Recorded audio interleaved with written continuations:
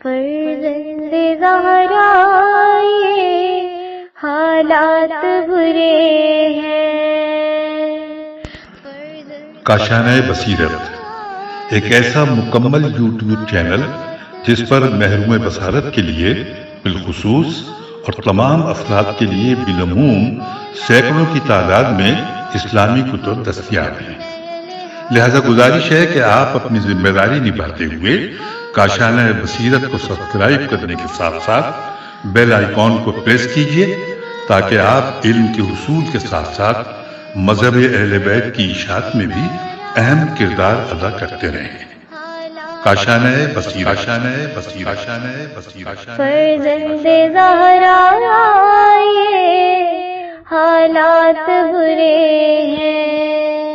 بسم اللہ الرحمن الرحیم۔ السلام علیکم۔ یہ کتاب آپ کے لیے کاشانہ بصیرت کے یوٹیوب چینل کی جانب سے ریکارڈ کی جا رہی ہے۔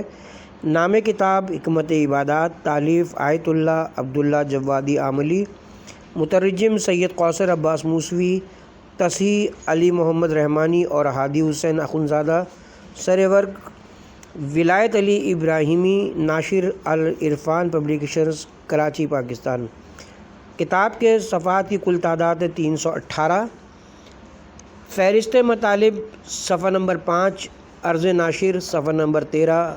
عرض مترجم صفحہ نمبر 14، تقریض صفحہ نمبر 16، مقدمہ صفحہ نمبر 18، پہلا باب عبادات کی حکمتیں صفحہ نمبر 27، انسان اور عبادت کی حکمت صفحہ نمبر 28، ائمہ معصومین علیہم السلام کے القاب اور اوصاف کی حکمتیں صفحہ نمبر 29، امام زین العابدین علیہ السلام اور حکمت عبادت صفحہ نمبر 30، عبادت کی حکمت میں عشق و محبت کا عنصر صفحہ نمبر 31، عشق اور شوق صفحہ نمبر 32، اولیاء الہی اور عبرت کا مقام صفحہ نمبر 35، حکمت عبادت میں یقین کا عنصر صفحہ نمبر 37، کافر اور منافق کی سرگردانی صفحہ نمبر 38، عبادت ترقی کی سیڑھی صفحہ نمبر 40، معرفت اور شہود کی نعمت صفحہ نمبر 43، انبیاء کرام علیہم السلام اور دنیا کا باطن صفحہ نمبر 45، اولیاء الہی علیہم السلام اور دنیا کا باطن صفحہ نمبر 47، دو نظریات کا فرق صفحہ نمبر 49، ملکوت کی رویت سے محرومی صفحہ نمبر 52، محاسبہ نفس صفحہ نمبر 53، توحیدی وصیت صفحہ نمبر 56، ابدی ٹھکانہ اور شوق ملاقات صفحہ نمبر 57، پیغمبر اکرم اور قیامت کے اسرار صفحہ نمبر 59، موت کا خوف اور فراموشی کا عارضہ صفحہ نمبر 61، عبادت کی حکمت اور کائنات کے اسرار تک پہنچنے کا راستہ صفحہ نمبر 64، دوسرا باب نیت کی حکمتیں صفحہ نمبر 67، عمل پر نیت کی برتری صفحہ نمبر 68 نیت کیا ہے صفحہ نمبر 69 انسان پر نیت کے اثرات صفحہ نمبر 70، اخلاص اور ریاکاری صفحہ نمبر 71، فرشتوں کا نیت سے باخبر ہونا صفحہ نمبر 74، رسوائی کا دن صفحہ نمبر 76، منافق اور گندی نیت صفحہ نمبر 78،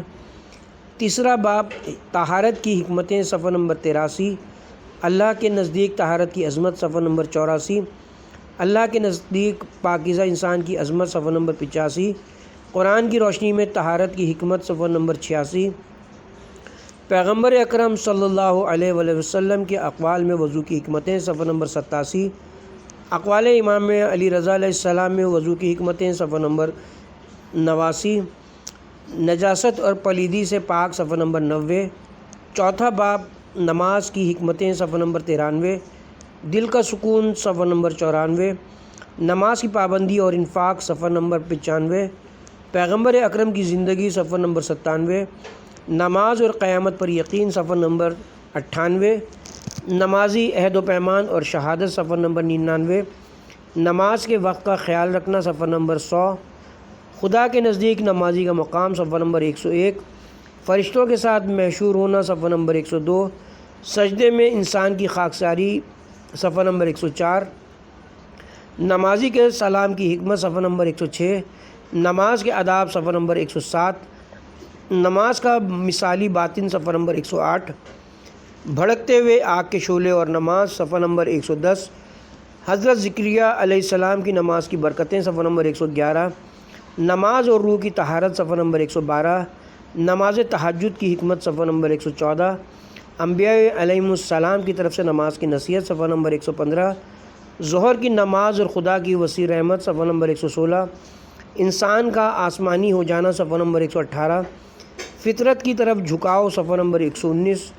نماز کے باطن سے دوستی صفحہ نمبر 122،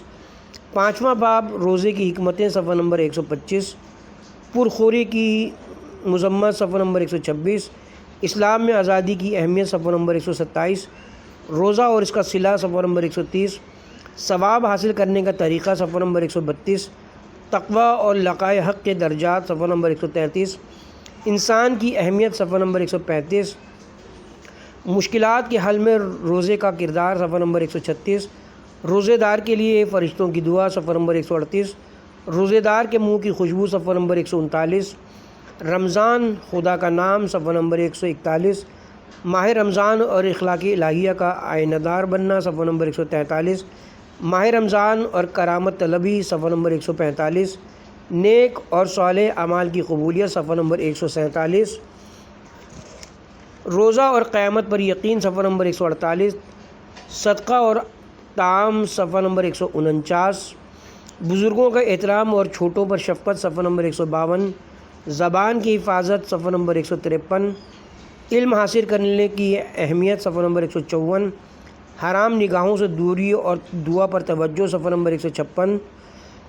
مفاتی و مقفل صفحہ نمبر 157، دین کے ستونوں کو محکم کرنے والے عوامل دین کے ستونوں کو محکم کرنے والے عوامل صفحہ نمبر 159، رمضان میں شیطان کی حالت صفحہ نمبر 161، تقوی اور پرہیزگاری صفحہ نمبر 163، وداع ماہ مبارک رمضان صفحہ نمبر 164، ماہ خدا سے بہترین استفادہ صفحہ نمبر 166، فراق اور جدائی میں گریہ وزاری صفحہ نمبر 167، ماہ مبارک رمضان اور دعا کی اہم تعلیم صفحہ نمبر 169، پاک و صاف باطن اور خوشی کے ساتھ وداع کرنا صفحہ نمبر 170، نرم دل اور نیک خواہشات صفحہ نمبر 171، شیطان پر تسلط کا مہینہ صفحہ نمبر 172، شہوتوں کی قید سے آزادی صفحہ نمبر 173، دوسرے مہینوں سے مقابلہ صفحہ نمبر 174، تطہیر و تغزیل صفحہ نمبر 175، الوداع صفحہ نمبر 175، چھٹا باب اعتکاف کی حکمتیں صفحہ نمبر 179، عبادت کا ایک انداز صفحہ نمبر 180، بندگی کا نمایاں ترین مصداق صفحہ نمبر 181، اعتکاف کے بارے میں دو اہم نقطے صفحہ نمبر 181، باطل اعتکاف صفحہ نمبر 182، اعتکاف ایک مستقل عبادت صفحہ نمبر 183، صالح بندوں کا اعتکاف صفحہ نمبر 184، اعتکاف اور مومن کی حاجت روائی صفحہ نمبر 185، اعتکاف کی حالت میں دعا اور مناجات صفحہ نمبر 187، ساتواں باب تلاوت قرآن کی حکمتیں صفحہ نمبر 191، قرآن کے ہمراہ صفحہ نمبر 192، گھر کی روشنی صفحہ نمبر 193، غیر مومن کی تاریکی صفحہ نمبر 194، خدا کا دیدار صفحہ نمبر 197، تجلی قرآن کا مطلب صفحہ نمبر 198، ملک الموت کا ظہور صفحہ نمبر 199، حاملان قرآن کی برتری صفحہ نمبر 200، تعلیم و تعلم قرآن صفحہ نمبر 202، عہد نامہ الہی کا تھامنا صفحہ نمبر 204، مظاہر کا فہم و شعور صفحہ نمبر 206، اہل بہشت کی زبان صفحہ نمبر 208، آٹھواں باب دعا کی حکمتیں صفحہ نمبر 211، دعا کے آداب صفحہ نمبر 212، قرب الہی صفحہ نمبر 212، پکار یا سرگوشی صفحہ نمبر 214، بے بسی اور ذلت کا تحفہ صفحہ نمبر 216، دعا اور قضاء و قدر صفحہ نمبر 217، دعا میں تسلیم اور اخلاص صفحہ نمبر 219، سرزمین منہ میں دعا صفحہ نمبر 221، اولیاء الہی کی بعض دعاؤں کے نمونے صفحہ نمبر 222، دعا اور عظمت کا مظاہرہ صفحہ نمبر 224، پیغمبر اکرم کی عظمت صفحہ نمبر 225، دعا میں بلند نگاہی صفحہ نمبر 226، دعا میں پکارنا صفحہ نمبر 228، مقبول دعائیں صفحہ نمبر 230، باطن کی طہارت صفحہ نمبر 232، شرک کی رسوائی صفحہ نمبر 233، مسترب اور مجیب صفحہ نمبر 234، دعا کی حقیقت صفحہ نمبر 235، شاہد اور مشہود صفحہ نمبر 235، شاہد اور مشہود صفحہ نمبر 236، نواں باب تولا و تبرہ کی حکمتیں صفحہ نمبر 239، اشیاء میں جاذبہ اور دافعہ صفحہ نمبر 240، حرم الہی صفحہ نمبر 241، رسول اکرم کی محبت صفحہ نمبر 240، پیغمبر اکرم پر درود کا مطلب صفحہ نمبر 243، ولایت کا نورانی چہرہ صفحہ نمبر 246، زندگی کا بہترین سرمایہ صفحہ نمبر 247، محبت کی حکمت صفحہ نمبر 248، باپ بیٹے کی حدیث صفحہ نمبر 250، اپنے وجود کی گہرائی کے ساتھ ولایت کو قبول کرنا صفحہ نمبر 253، ولایت مطلقہ کا واضح مظہر صفحہ نمبر 255، جنت کا میزبان صفحہ نمبر 256، حکمت کا شہر صفحہ نمبر 257، امیر المومنین کے فضائل و مناقب سعد بن ابی وقاص کی زبانی صفحہ نمبر 257، نمبر 1 علی پیغمبر اور پیغمبر علی سے ہیں صفحہ نمبر 257، نمبر 2 سد الابواب صفحہ نمبر 259، نمبر 3 خیبر کا علمدار صفحہ نمبر 259، نمبر 4 پیغمبر اکرم صلی اللہ علیہ وسلم کے محبوب صفحہ نمبر 262، شریک قرآن صفحہ نمبر 263، نمبر 5 پیغمبر صلی اللہ علیہ وسلم کی جانشین صفحہ نمبر 264، امام کے بلند مقام کا بیان صفحہ نمبر 265، ائمہ اہل بیت علیہم السلام اور ان کے مکتب سے تربیت پانے والے صفحہ نمبر 268، 10واں باب ذکر کی حکمتیں صفحہ نمبر 273، خدا کی یاد صفحہ نمبر 74، زبانی ذکر صفحہ نمبر 275،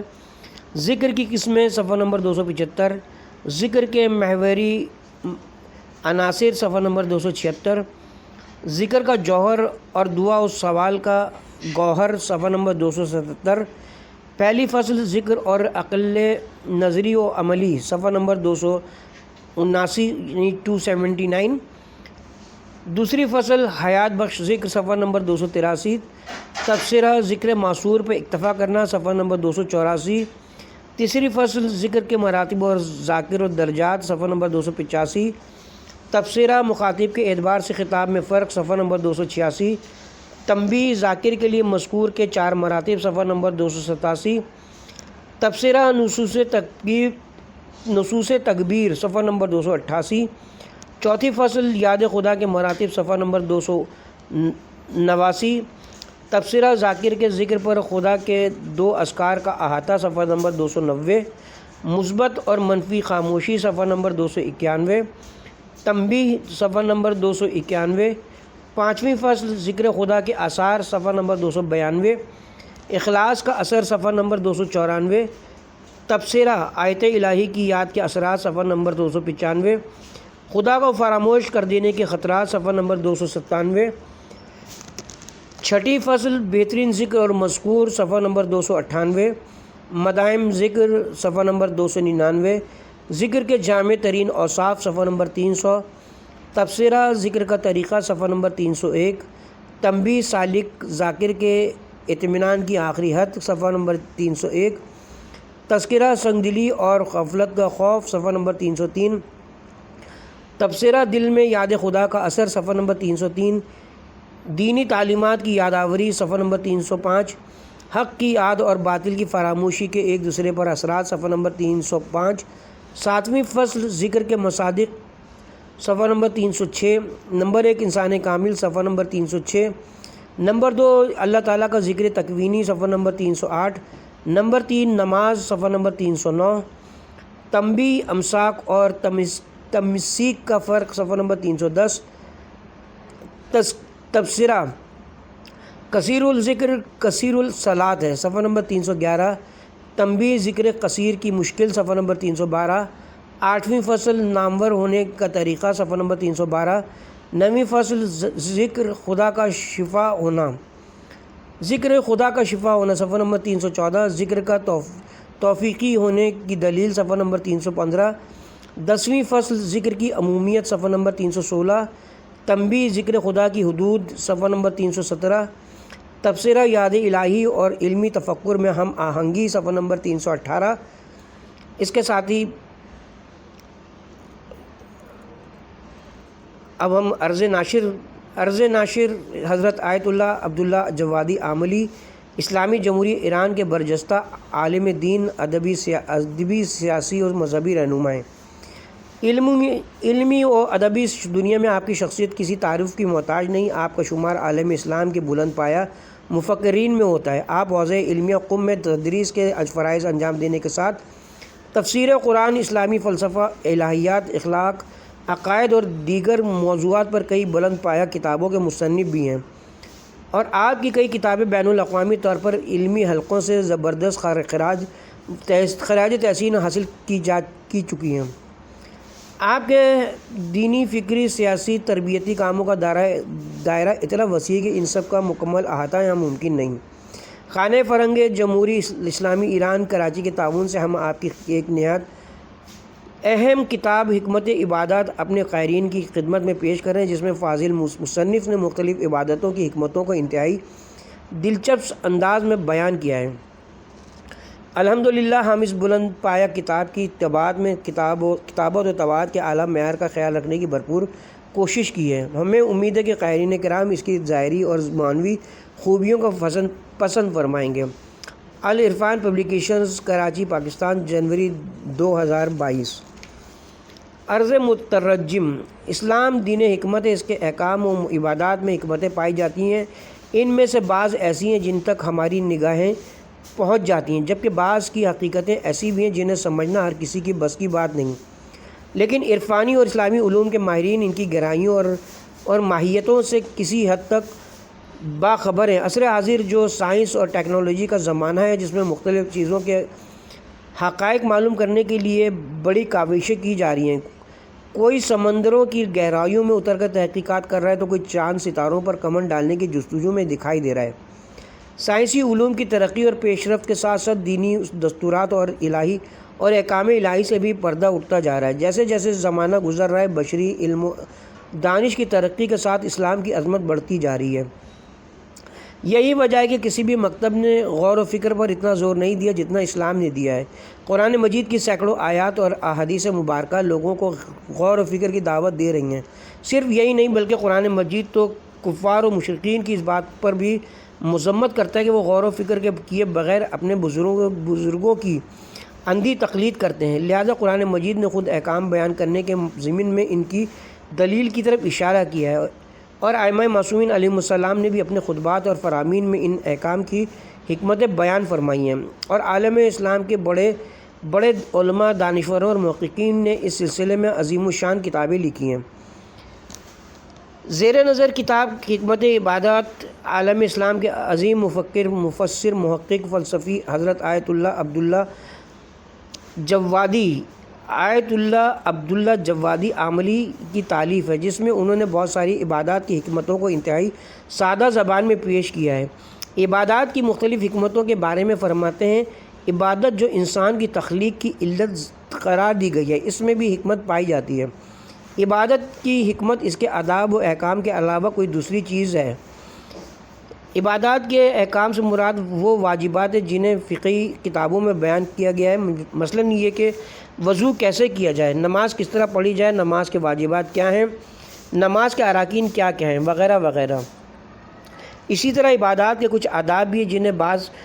فقہی کتابوں میں مستحبات کے نام سے اور بعض اخلاقیات سے مربوط کتابوں میں بیان کیے جاتے ہیں۔ تیسری قسم عبادات کی حکمتیں اور فلسفہ ہے، اور انسان عبادت کے راز کے ساتھ مشہور ہوگا۔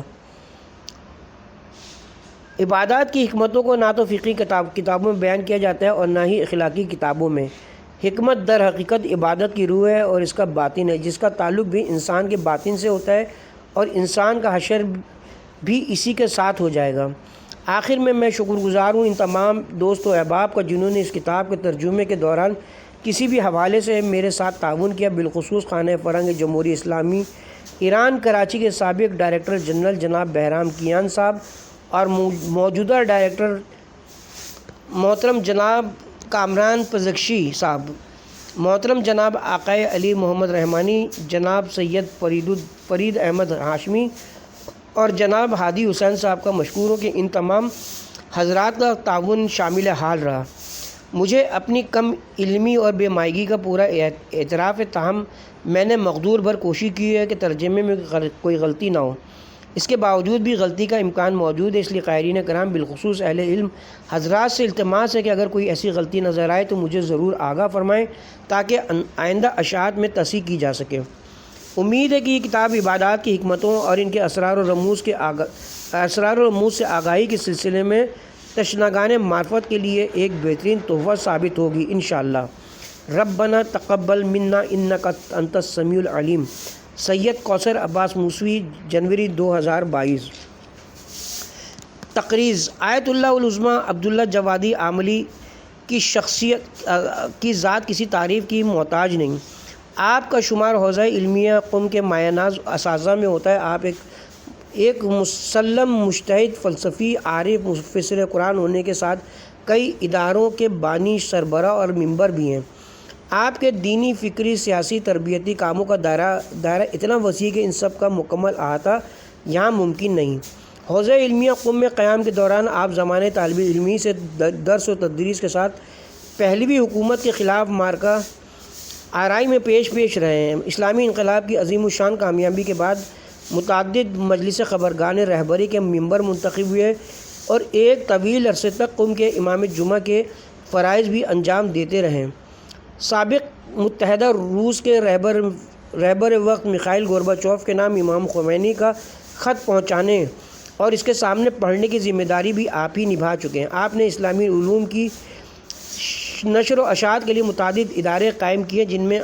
اسرا ریسرچ اینڈ پبلیکیشنز انسٹیٹیوٹ اور موسسہ آموزش عالی حوزہ امام حسن عسکری کا نام قابل ذکر ہے۔ آپ کی تمام تر مصروفیات کے باوجود اب تک فلسفہ اسلامی، الہیات، اخلاق، عقائد اور دیگر موضوعات پر آپ کی کئی گراں قدر کی تصانیف منظر عام پر آ چکی ہیں، جن میں کئی ایک کتابوں کے دنیا کے مختلف زبانوں میں ترجمے ہو چکے ہیں۔ آپ کی مشہور تفسیر قرآن تسنیم کی 65 اور رحیقم مختوم شرح اسفار اربع کی 32 جلدیں اب تک شائع ہو چکی ہیں۔ آپ کی مایہ ناز تصانیف میں سے ایک گراں قدر تصنیف حکمت عبادات ہے، جو اس وقت آپ کے ہاتھ میں ہے۔ زیر نظر کتاب میں آپ نے مختلف عبادتوں کی حکمتوں پر بڑی خوبصورتی سے روشنی ڈالی ہے۔ یہ کتاب حکمت عبادات کے موضوع پر آپ کی تقاریر اور دروس کا مجموعہ ہے، جسے آپ کے شاگرد جناب حجت الاسلام آقائے حسین رضوانی نے کتابی شکل دی ہے۔ زیر نظر کتاب 10 ابواب پر مشتمل ہے، جن میں فاضل مصنف نے 10 مختلف عبادتوں کا فلسفہ اور ان کے اسرار و رموز پر تفصیل سے روشنی ڈالی ہے۔ پہلا باب عبادت اور اس کی حکمتوں سے متعلق ہے، جبکہ دوسرے باب میں نیت اور اس کے اسرار و رموز پر روشنی ڈالی گئی ہے۔ تیسرا باب طہارت، وضو اور تیمم کی حکمتوں سے متعلق ہے، جبکہ چوتھے باب میں نماز کی حکمتوں اور اس کے اسرار و رموز کی وضاحت کی گئی ہے۔ پانچویں باب میں روزہ اور اس کی حکمتوں پر روشنی ڈالی گئی ہے، جبکہ چھٹا باب اعتکاف اور اس کی حکمتوں کی تفصیل پر مشتمل ہے۔ ساتواں باب تلاوت قرآن کریم کی حکمتوں سے متعلق ہے، جبکہ آٹھویں باب میں دعا اور اس کی حکمتوں سے متعلق سیر حاصل گفتگو کی گئی ہے۔ 9ویں باب میں تولا اور تبرہ کی حکمتوں پر روشنی ڈالی گئی ہے۔ 10واں اور آخری باب ذکر اور اس کی حکمتوں سے متعلق ہے۔ فاضل مصنف نے قرآن و حدیث کی روشنی میں مذکورہ بالا موضوعات پر انتہائی سادہ اور عام فہم انداز میں سیر حاصل گفتگو کی ہے، لہذا کتاب کی اہمیت کے پیش نظر اسے اردو کے قالب میں ڈھالنے کا فیصلہ کیا گیا تاکہ اردو دان حضرات بھی اس سے استفادہ کر سکیں۔ ہمیں خوشی ہے کہ زیر نظر کتاب انقلاب اسلامی ایران کی عظیم الشان کامیابی کی 43ویں سالگرہ کے موقع پر شائع کی جا رہی ہے۔ ہم اللہ تعالیٰ کے حضور دعا گوئیں کہ ہمیں اس قسم کی علمی، تحقیقی اور دینی کتابوں کا مطالعہ کرنے، ان پر عمل کرنے اور اسلامی ثقافت اور تعلیمات سے خود آشنا ہونے اور دوسروں کو آشنا کرنے کی توفیق سے نوازتا رہے۔ امید ہے کہ یہ کتاب عبادات کی حکمتوں اور ان کے اسرار و رموز سے آشنائی کا شوق رکھنے والے قائرین کے لیے ایک بہترین تحفہ ثابت ہوگی انشاءاللہ۔ کامران پزکشی، سرپرست خانہ فرنگ، جمہوریہ اسلامی ایران، کراچی، بہمن ماہ 1400 فروری 2022۔ مقدمہ: عبادت کی حکمت اور اس کا نتیجہ۔ نمبر 1، تکوینی نظام میں ہر معلول اپنی علت کا محتاج ہوتا ہے، یعنی حدوث و بقا میں اس کی پیروی کرتا ہے، نیز ذات و صفات اور فعل میں اس کے حکم کا تابع ہوتا ہے۔ اس کے پاس علت کے اس تعلق سے بچنے کا کوئی راستہ نہیں ہوتا، یعنی نہ تو علت اپنی علت اور افاضہ سے روکتی ہے اور نہ ہی معلول اس کی اطاعت اور فرما برداری سے انکاری ہوتا ہے۔ معلول جو کہ علت کا محتاج محض ہے اور علت جس کا لازمہ اپنے معلول پر افاضہ کرنا ہے، لہذا معلول کی علت سے بے نیازی علت اور معلولیت کی بنیاد سے متصادم ہوتی ہے، کیونکہ پورا عالم امکان اللہ تعالیٰ کا معلول اور ذات حق کا بندہ ہے، محض ہے، اور لمحہ بھر کے لیے بھی اس کے تکوینی حکم کی نافرمانی نہیں کرتا۔ اور قرآن مجید میں سورہ یاسین آیت نمبر 82، سورہ یاسین آیت نمبر 22، اور قرآن مجید میں جہاں اسلام کے موضوعات سورہ آل عمران آیت نمبر 83، تسبیح سورہ اسراء آیت نمبر 44، سجدہ سورہ نحل آیت نمبر 49، عبودیت سورہ مریم آیت نمبر 93 اور اطاعت سورہ فصلت آیت نمبر 11 کا جو تذکرہ ملتا ہے، اسے یہی مراد ہے۔ عقل تکوینی کفر کو رد کرتی ہے اور نفاق یا عصیان بھی فطری طور پر ممکن نہیں ہے، اور یہ وہی جبریلی ہے جس کو جبری اشعری کے علاوہ عقلی علوم کے تمام ماہرین نے قبول کیا ہے، لیکن اشاعرہ نے تصور اولیت اور علی ضرورت کی نفی کی بنیاد پر اس تکوینی نظام کو رد کیا ہے، کیونکہ انہوں نے فلسفی علت کی بنیاد کو جبری عادت میں تبدیل کر کے ضروری ربط کا انکار کیا ہے۔ اگر علت کی بازگشت تجلی صورت کی طرف ہو، علت کی بازگشت سے مراد مراتی صورت لیں گے، یعنی اللہ سبحانہ کی تجلی مراد ہو، کیونکہ یہ پورا عالم تجلی رب ہے، جیسا کہ آئینے میں موجود صورت خود اس وجود سے ہٹ کر کچھ نہیں مترجم۔ تو مظہر کا ظاہر اسلام، تسبیح، سجدہ، عبودیت اور اطاعت کی پیروی میں تمام مظاہر اپنے ظاہر کے سامنے واضح ہو جائیں گے، کیونکہ ان ظاہری چہروں کا ان کے مالک کے سامنے خضوع کے علاوہ کوئی راستہ نہیں ہے۔ نمبر 2، نظام تشریع میں جو کسی بھی قسم کے امتحان اور اختیاری تکامل کی بنیاد ہے، کسی بھی قسم کے جبر و تفویض کی گنجائش نہیں۔ موجود خود مختاری مفکر جو قانون کے دائرۂ عمل میں شامل ہوتا ہے، وہ اپنے راستے کے انتخاب میں آزاد، نیز وہ اس راہ کو جاری رکھنے میں خود مختار، اور اسی طرح اس کو قبول کرنے پر یا رد کرنے میں بھی آزاد ہے، اور اسے یہ اختیار بھی حاصل ہے کہ وہ اپنا ظاہر و باطن کو ہمہ آہنگ کر کے ایمان کے راستے کو اپنائے یا ان دونوں میں عدم موافقت کے ذریعے نفاق کے راستے پر چل پڑے، کیونکہ آزادی کے بغیر نہ امتحان ممکن ہے اور نہ ہی کمال تک پہنچا جا سکتا ہے۔ نظام تشریع کی حدود کی وسعت تکوین کے دائرۂ اختیار سے کم ہے، کیونکہ یہ نظام صرف آگاہ اور آزاد موجودات سے مختص ہے، لیکن تشریع دائرۂ اختیار کے نظام میں پیروی یا نافرمانی کی حدود بہت وسیع ہیں۔ یہی وجہ ہے کہ بعض تشریعی قوانین فراموشی کی نظر ہو جاتے ہیں، کچھ لوگ عصیان و نافرمانی کرنے لگ جاتے ہیں، اور بعض نفاق، اور کچھ لوگ ریاکاری سے آلودہ ہو جاتے ہیں، اور بالآخر کچھ لوگوں کو خلوص اور اصلاح نصیب ہو جاتی ہے۔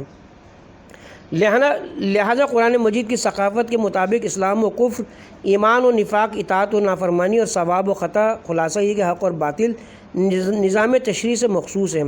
اور تکوین کے دائرے میں۔ اسلام اطاعت و ثواب، اور غرض یہ کہ حق کے سوا کوئی اور چیز نہیں ہے، کیونکہ تکوینی نظام میں تمام موجودات کا اختیار اللہ تعالیٰ کے دست قدرت میں ہے، اور اللہ کا کام بھی صراط مستقیم پر ہے، اور اگر بعض فطری موجودات کے بارے میں ضلالت اور بطلان جیسے موضوعات کی بات ہوتی ہے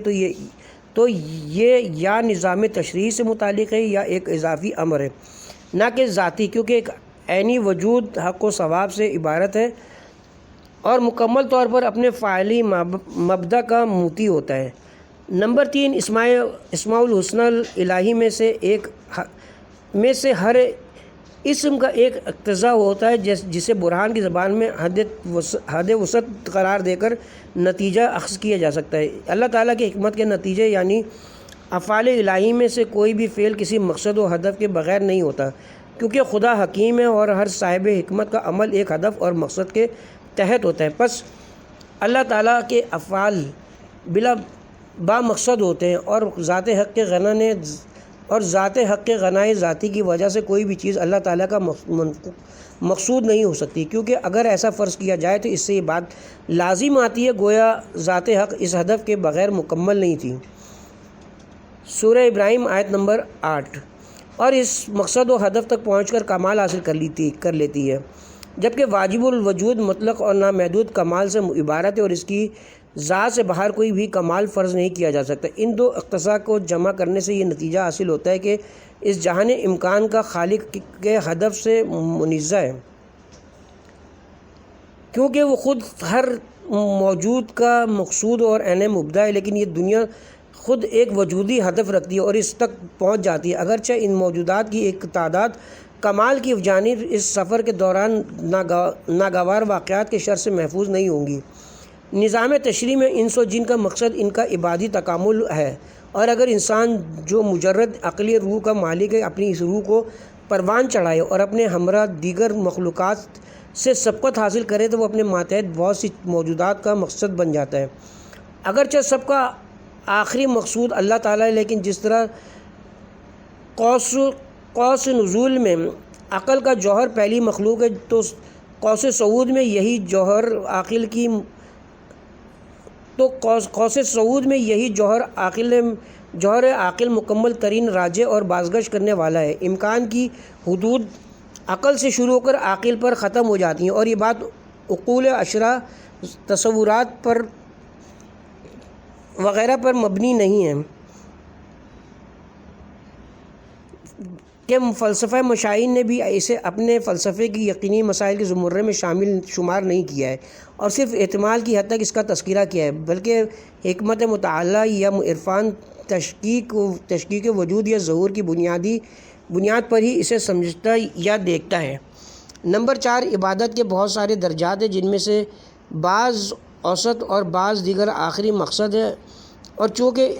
عمل محدود اور شہود نامحدود ہوتا ہے، عملی عبادات محدود و مقاصد قرار پائیں گے اور شہودی عبادات نامحدود مقاصد سے عبارت ہوں گے۔ عملی عبادات کے محدود ہونے کا راز یہ کہ دنیا آخرت کی طرف انتقال کے ساتھ الہی احکامات و فرائض کی حدود ختم ہو جاتی ہے، لیکن شہود کا دائرہ یہاں پر ختم نہیں ہوتا ہے۔ اسی طرح عملی کمالات جو انسان کے اختیاری اعمال سے حاصل ہوتے ہیں قیامت میں نہیں، بلکہ علمی کمالات جو اللہ سبحانہ و تعالیٰ کے افاضے سے حاصل ہوتے ہیں ہمیشہ میسر ہیں،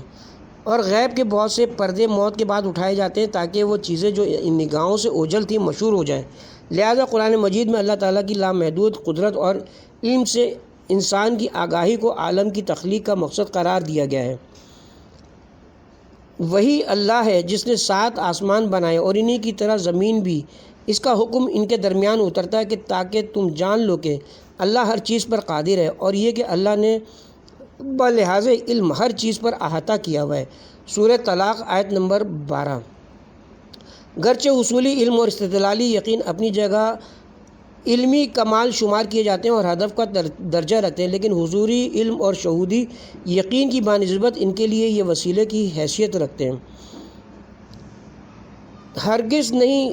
کاش تم یقینی علم رکھتے تو تم ضرور جہنم کو دیکھ لیتے، پھر اسے یقین کی آنکھوں سے دیکھ لیتے۔ سورہ تکاثر آیت نمبر 5 تا 7۔ یعنی علم الیقین سے عین الیقین تک پہنچا جا سکتا ہے، لہذا معرفت پر شہودی یقین کو انسانی خلقت کا آخری ہدف و مقصد قرار دیا جا سکتا ہے، جس کا انحصار ہمیشہ عبادت پر ہوتا ہے، اگرچہ اس انحصار کی کیفیت دنیاوی اور اخروی حیات میں ایک جیسی نہیں ہے اور ہر ایک میں اس کے تناسب سے ہوتی ہے۔ یعنی کہ دنیا میں اس کا انحصار تشریعی عبادات پر ہے اور آخرت میں ان عبادات کے باطن پر منحصر ہے جو اس وقت ظاہر ہو جاتا ہے، اور اگر ایک لمحہ بھی عبادت سے خالی ہو، جو مشہود ہے وہ مستور ہو جاتا ہے اور جو شاہد ہے وہ محجوب ہو جاتا ہے، کیونکہ عبادت ہی سالک کے لیے شہود اور ظہور غیب کا واحد ذریعہ ہے، اور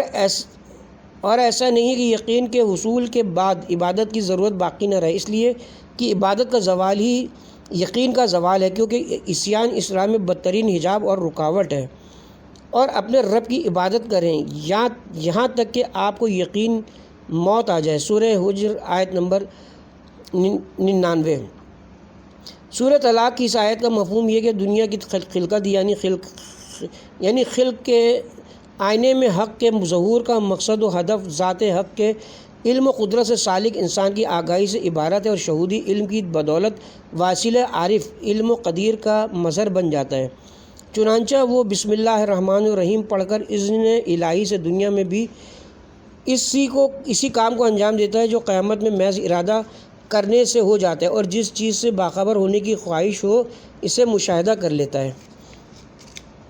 یہ بات مشہور حدیث قدسی سے استنباط کی جا سکتی ہے کہ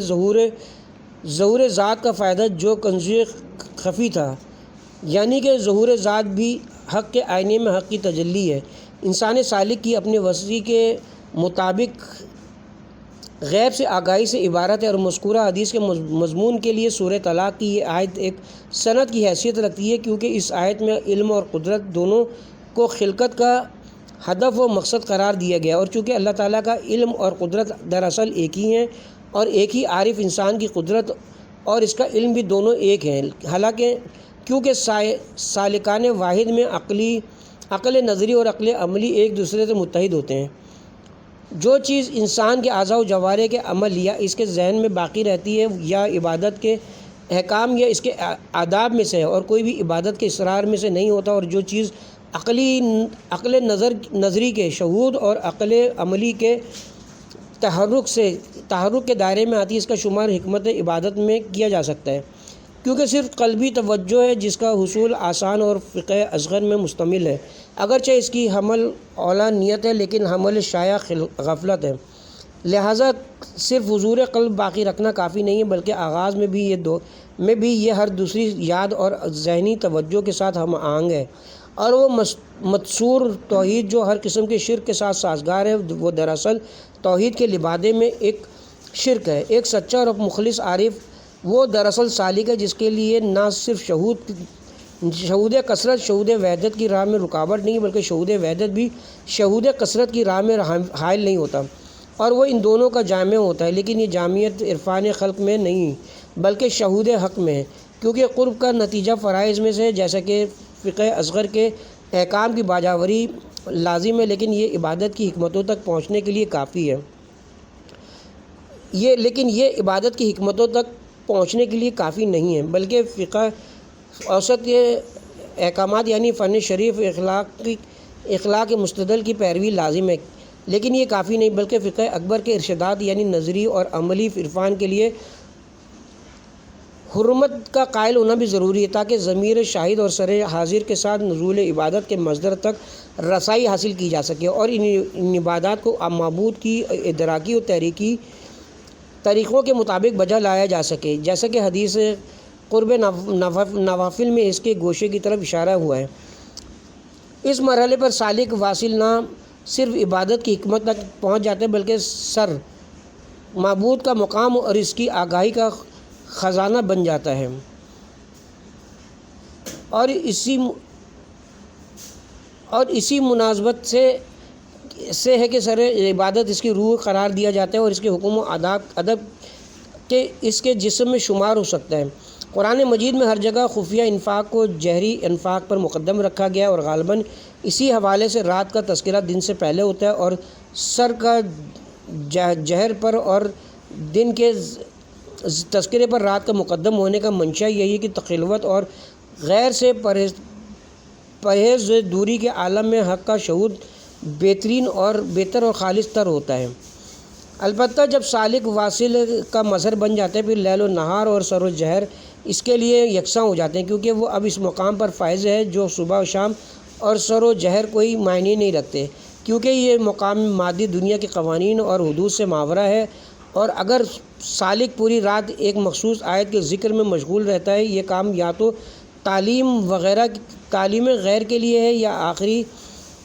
مقصد کے وصول سے قبل، جیسا کہ روایت میں کہ نبی کریم صلی اللہ علیہ وسلم نے رات کے 1/3 حصے کو تلاوت میں گزارا اور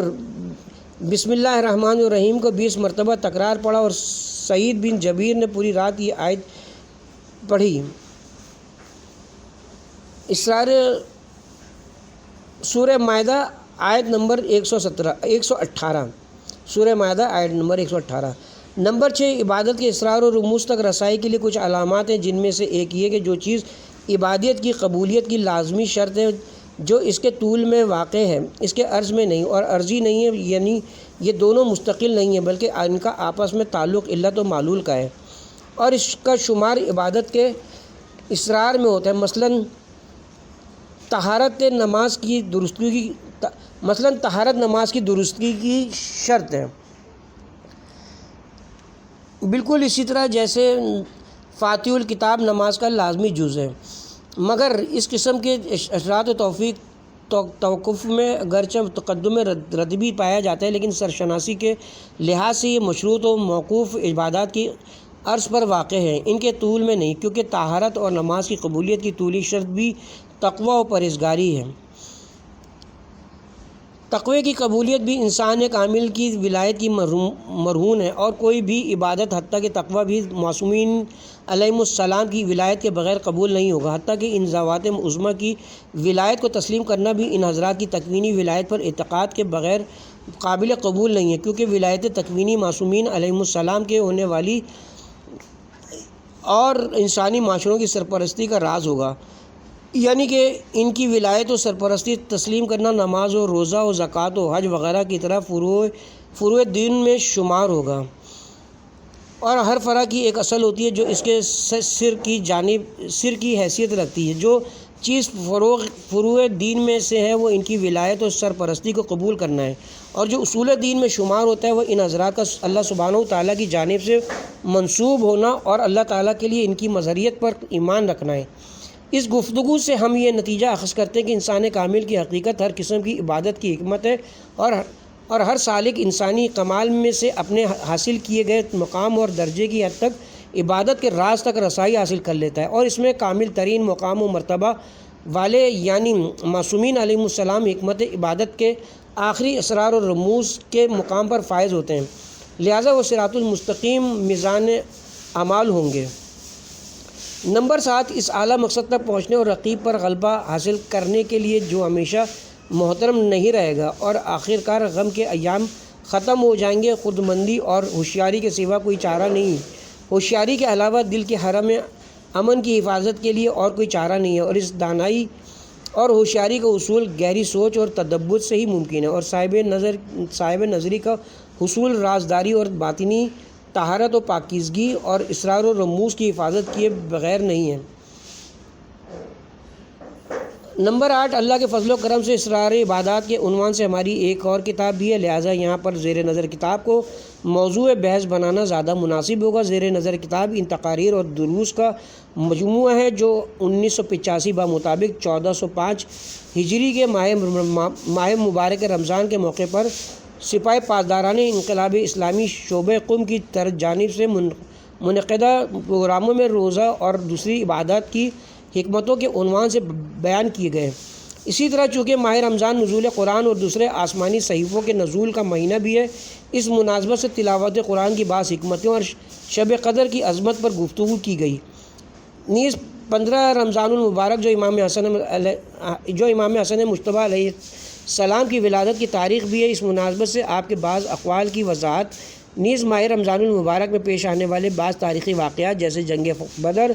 فتح مکہ اور عراق جنگ کے دوران عراق کی بیسی حکومت کی جانب سے ایران کے بعض شہروں پر کیمیائی ہتھیاروں سے حملوں پر گفتگو کی گئی ہے۔ اس کے علاوہ پیغمبر اکرم کا ماہ شعبان کے آخری جمعے کا خطبہ اور امام زین العابدین علیہ السلام کا دعائے وداع رمضان کی مختصر تشریح کی گئی ہے۔ رمضان المبارک کے پرفیض مہینے کا مومنوں پر جلد گزرنا اور گناہ گاروں پر بہت طویل ہونے کا راز جس کا ذکر دعائے وداع میں ہوا ہے یہی ہے۔ جس طرح قیامت کا دن سچے مومنوں کے لیے ایک فرض نماز کی ادائیگی کے وقت کے برابر ہے، جبکہ دوسروں کے لیے 50,000 سال کے برابر ہے، اور یہ اس لیے کہ مومن نور ممتل ہے اور نور کے مراحل میں سفر کرتا ہے، اور نور روشنی کی سیر سہولت اور تیز رفتاری ہوتی ہے، کیونکہ یہ کسی بھی پردے اور رکاوٹ کو توڑتی ہے۔ جو چیز حصی روشنی میں ہم مشاہدہ کرتے ہیں وہ عقلی نور یا روشنی کا ایک کمزور اور معمولی علامت ہے۔ حضرت امام جعفر صادق علیہ السلام حضرت امیر المومنین علیہ السلام سے نقل کرتے کہ آپ نے فرمایا، مومن 5 انوار میں گھرا رہتا ہے، اس کا آنا نور، جانا نور، اس کا علم نور ہے، اس کی گفتگو میں نور ہے، قیامت کے دن اس کا دیکھنا نور ہے۔ اظہار تشکر، توحید افعالی کے مطابق کوئی بھی احسان اور لطف اللہ سبحانہ و تعالیٰ کے علاوہ کسی سے تصور نہیں کیا جا سکتا، اور تمہارے پاس جو بھی نعمت ہے سورہ نحل آیت نمبر 53۔ لیکن اللہ پر ایمان لانے والے مومنین فضل الہی کے مظاہر ہیں، لہٰذا ان کا شکریہ ادا کرنا یقیناً اس ولی نعمت کی حمد ہے جس کا احسان ان کے توسط سے ظاہر ہوا ہے۔ اور یہی وجہ ہے کہ صاحب مقام محمود نے فرمایا، چنانچہ ہر قسم کی حمد اور شکر گزاری کا فعال مبدا ذات اقدس الہی ہے، کیونکہ حضرت حق حامد محض بھی ہے اور محمود صرف بھی، لہٰذا حمد مطلق چاہے حامد کے معنی میں ہو یا محمود کے معنی میں ذات حق کے لیے مخصوص ہے۔ جناب حجت الاسلام آقا حسین رضوانی، جن سے اللہ تعالیٰ راضی ہو، انہوں نے بڑی محنت، خلوص نیت اور صبر و حوصلے کے ساتھ ان تمام دروس کو کتابی شکل دیتے ہوئے ان کے بنیادی منابع کی نشاندہی بھی کی ہے، لہٰذا میں ان کی ان زحمتوں کی قدردانی کرتے ہوئے ان سمیت دیگر تمام گراں قدر فضلائے کرام کی علم و عمل میں وسعت اور حوزہ ہائے علمیہ نیز مقام معظم رہبری کی صحت و سلامتی کی دعا کرتا ہوں۔ الحمدللہ رب العالمین۔ مارچ 1989، جوادی عاملی، قم، ایران۔ اس کے ساتھ ہی ہم یہاں پہ اپنے پارٹ نمبر 1 کا اختتام کرتے ہیں۔ کتاب کا پہلا باب انشاءاللہ اب شروع ہوگا۔